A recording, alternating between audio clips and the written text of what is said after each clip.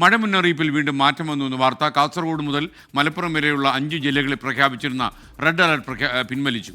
കാസർഗോഡ് മുതൽ എറണാകുളം ജില്ല വരെ ഓറഞ്ച് അലർട്ടായത് പുതുക്കിയിട്ടുണ്ട്. റിനു ശ്രീധർ ഈ പുതുക്കിയതിൻ്റെ വിവരങ്ങളുമായി ചേരുന്നു തിരുവനന്തപുരത്ത് നിന്ന്. റിനു, പറയൂ. SKN വൈകുന്നേരത്തോടു കൂടി കേന്ദ്ര കാലാവസ്ഥാ നിരീക്ഷണ കേന്ദ്രത്തിന്റെ മുന്നറിയിപ്പ് വന്നിരിക്കുന്നു.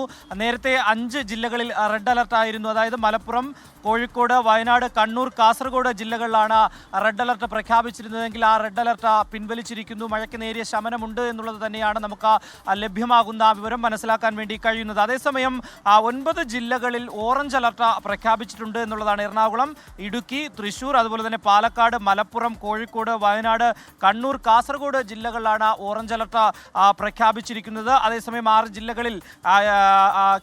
ജില്ലകളിൽ യെല്ലോ അലർട്ടും പ്രഖ്യാപിച്ചിട്ടുണ്ട്.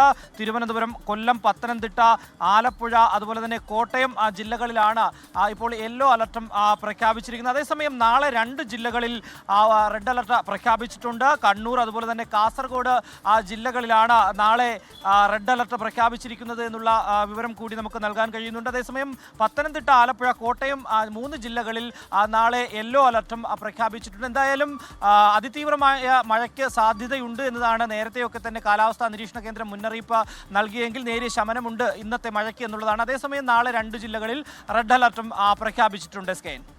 Okay, thank you Rinu Sridhar.